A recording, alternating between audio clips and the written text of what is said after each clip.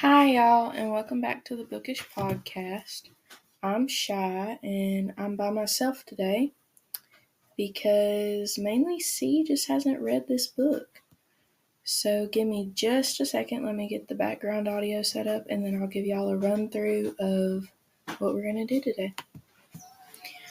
Alright, y'all. So, today we're going to be doing the first book in Crescent City by Sarah J. Maas, which is House of Earth and Blood.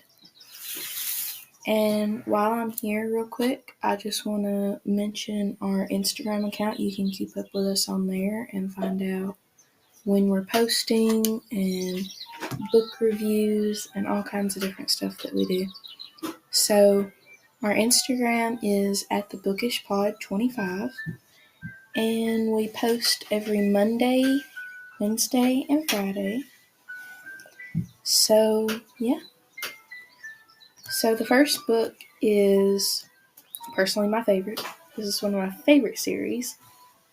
It's a 3-book trilogy, and it's based in kind of like a fantasy New York City, is the best way I can describe it. So, I don't really. So, Bruce, I call her Bruce. Her name might be Bryce, though. I'm really not sure how to pronounce it, so I'm sorry, you guys. Bruce Quinlan is our female main character, and she's a big time party girl in Crescent City. So she's half fae, half human, and a little bit of a spoiler. I feel like it's not really a spoiler, but I'm gonna say it is. She is the daughter of the Autumn King, and so her mom left Crescent City because the Autumn King was furious, and so it was a whole thing. He wasn't the best husband, and so she's essentially royal blood, but she doesn't claim that side of her family.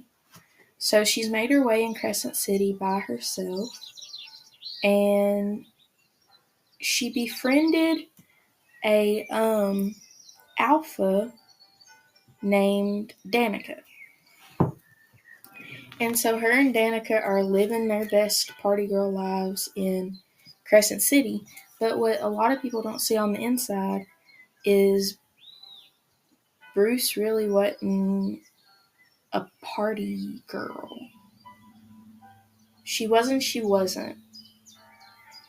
was more timid, and she caused Danica to settle down a whole bunch. And so Danica had put away this human. Sorry, y'all. It's been a while since I read the book.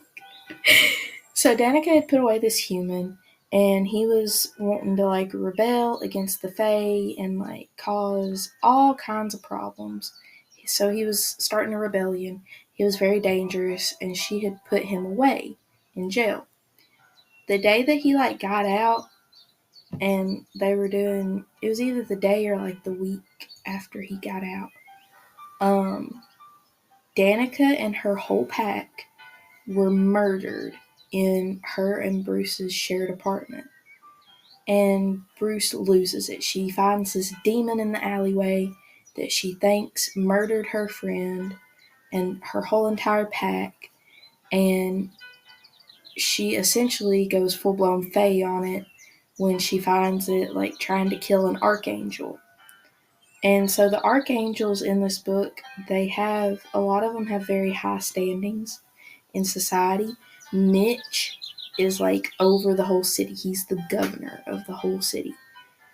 I do not like Mitch at all. So he keeps slaves from when the angels rebelled against the higher ups, because this is all a level of power, and that's why the houses were created. So I just want to go over the houses real quick, actually, because I have the book with me, and so I think it'd be good to go over the houses. So there's Gotta find them.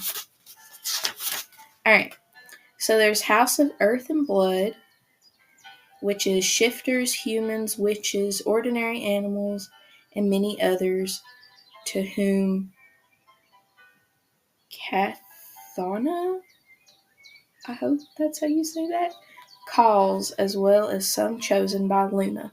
So if you haven't noticed, I read these books, yes, but the way I pronounce them in my head, I fear is not the way they are intended to be pronounced actually. So,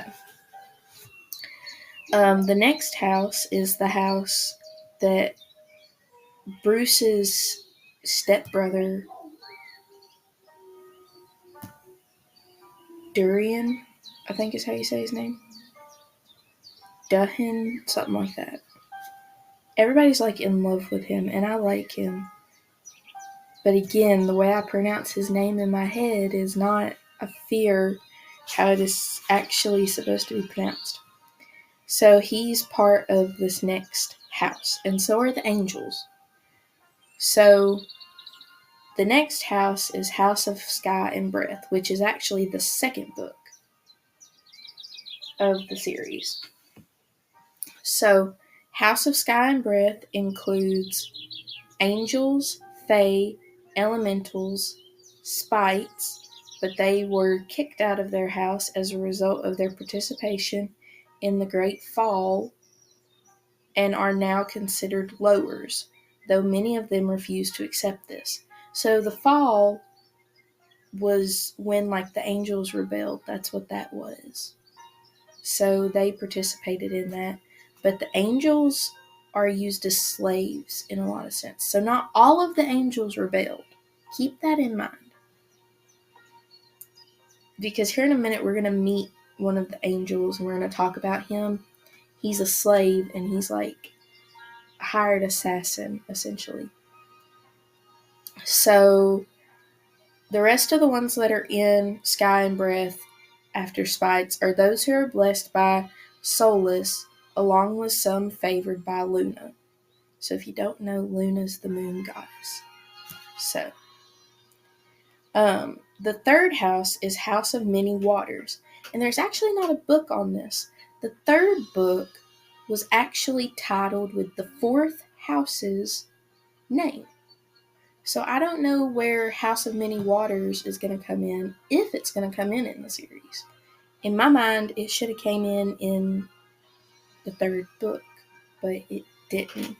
So we'll get into that in a minute. So House of Many Waters includes river spirits, myrrh, water beast, nymphs, kelpies, nooks, and others watched over by Ogenes. It's Ogenas. So pronounce it how you wish. I'm going to call it Agnes. And then the last one, which is the fourth house, is the House of Flame and Shadow. And y'all, this is the coolest freaking house. Okay. So it's got reapers, wraiths, vampires, drakies, dragons, necros, and many wicked and unnamed things that even Erd herself cannot see.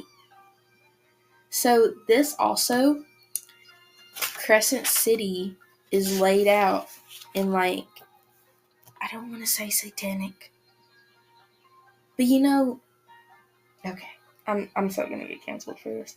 You know how like in horror movies you see the type of like star that they draw? That's kind of how this star is drawn, but it has a lot of branch offs. So it actually, unless you look at it kind of awkwardly, it doesn't look like a star. But so there's different, like, there's actually a gate to the gates of hell. And there's different levels. Yeah, there's a bunch of levels. So the demon that killed her friend is believed to have been summoned from the lower level, which is like the very bottom. And so there's different princes that are over the different levels. And I do want to throw in there real quick, this is 18 plus. In my personal opinion, I'm not sure how it's marketed. So if you're not 18 plus, please do not read this book because there is smut in it. There's actually not that much, if I'm being completely honest. So I probably would say it could be YA. Could be. There is language though, so I don't know how that would fare. But I personally didn't read it until this past year, and I'm kind of glad I did because I read a lot of older books when I was younger. So, but after Danica dies and the whole pack dies, Bruce is like off her rocker. She's in shock, essentially. She has PTSD for years. And so she meets Hunt Arthurl? Arthurl? I'm not going to say his last name because I don't know how to pronounce it. The Athril is his last name. That's how I'm going to pronounce it. He's a fallen angel. And so when the attacks start again, Mitch assigns him to Bruce so that they can figure this out before like all the higher ups that call the shots above Mitch show up in Crescent City for the summit. So Hunt and Bruce are like on this adventure to try to find out what kind of demon is doing this, who's behind it.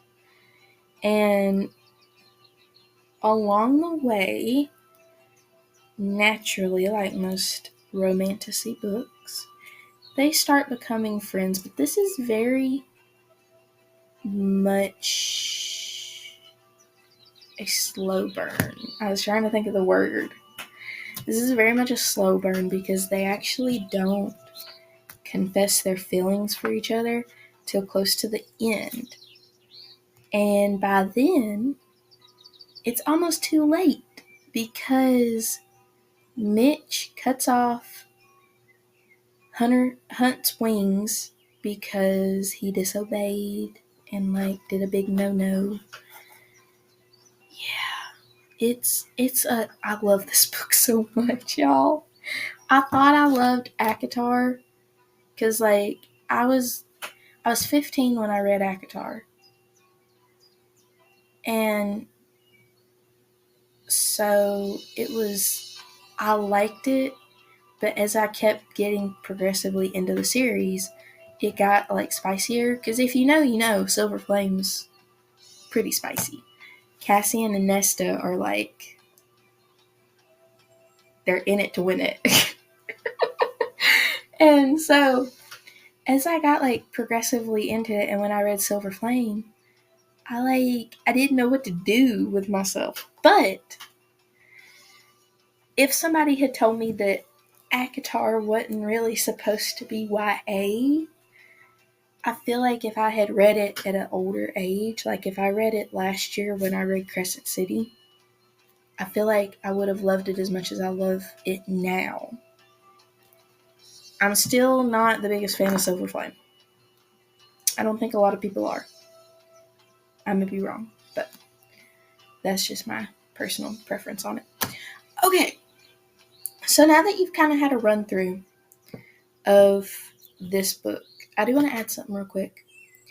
Bruce and one of the Kings of Hell are actually pretty close. And he knows her from when she was a kid. And so she summons him and scares Hunt half to death. And yeah, it was really cool. It was a really awesome moment. I loved it. I thought I loved Feyre, right? I thought I loved Moore. If you don't know who Moore is, it's Morgana in ACOTAR. I thought I loved, what was her name? Alana, I think is how you say it, the one from Throne of Glass. That's how I pronounced it in my head. I may be wrong. I thought I loved all of them, and I still do. But Bruce took the cake. She is so, like, sassy and diva and just boom. So when Hunt shows up at her job because she works for Jessaby, which is a sorceress in House of Flame and Shadow, I think is, yeah, Flame and Shadow. And so her business is not exactly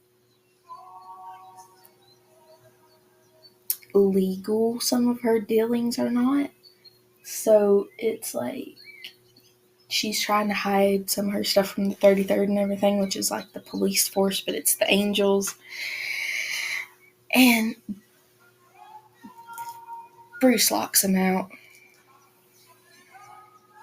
and tells him, "Come back in April. I'll try to pencil you in," essentially. I love her so much for that. She was such a good character, and her and Hunt, not just in this book, but in the next one, which is House of Sky and Breath.